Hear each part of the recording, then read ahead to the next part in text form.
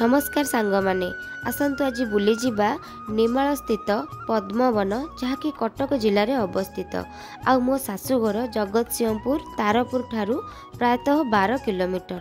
पंचसखा विषय अनेक कथा शुणी आ पढ़ी तन्मध्यरु अच्युतानंद दासंकर पीठ जेहेतु शाशुघर पाखरे अच्छी तेणुक बहुत दिनर इच्छा थिला कि महापुरुषों दर्शन करने तेणुक आज मुझे पुण्यभूमिर दर्शन करुच्ची तत्सहित आपण मानक मध्य दर्शन कराउची। वीडियो शेष में अच्युतानंद दासंकर दर्शन मध्य आपण मानक कराइबी। अच्युतानंद 1600 ख्रीष्टाब्द कटक जिलार तिलकणा ग्राम रे जन्म ग्रहण करथिले। सारा भारत परिक्रमा कर सारिबा परे से नेमाल स्थित पद्मवन ठारे समाधिस्थ होइथिले। ए हेउची तांकर समाधि स्थान जेउठी मु दर्शन करुछि। से जड़े भविष्यत द्रष्टा थिले। तांकर भविष्यतवाणी मालिका आज मध्य घरे घरे परिचित। तांकर पिता माता तांको जगन्नाथंकर गरुड़ खुंब पाखरु पाइथिले। कुहा जाए जे जगन्नाथंकर नाभि बा ब्रह्मरु से जन्म, अतएव से जड़े महाप्रभु जगन्नाथंकर अंशविशेष थिले। महापुरुष अच्युतानंद द्वापर जुगरे श्रीकृष्णंकर सखा सुदामा थिले, जहाँकि आपण माने सखा सुदामंक विषय रे बेस भल भाव रे जानिथिबे, जे कि श्रीकृष्णंकर अति प्रिय सखा थिले। सेही सखा सुदामा एबे कली जुगरे अच्युत रूप रे जन्म ग्रहण करथिले।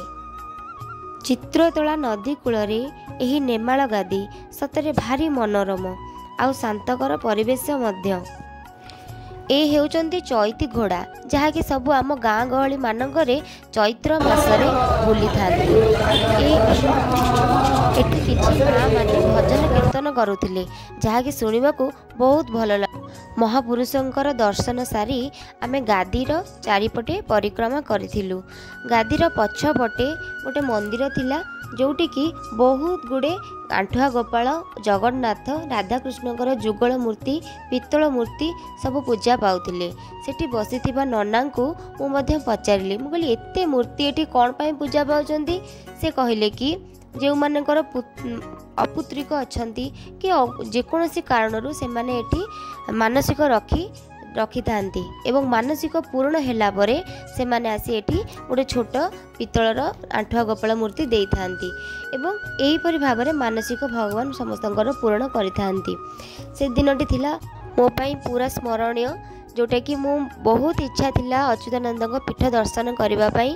आज मु दर्शन करदेली। एटी देखंतु महाप्रभु अच्युतानंद दर्शन मु आपण मानकु कराउची, सेतिपई मु निजको बहुत धन्य मन करुची। एवं ए होचंती मोर पीसी सासू, जहाँ को सांगरे नेकी मु नेमाल अच्युतानंद गादी दर्शन कराइली।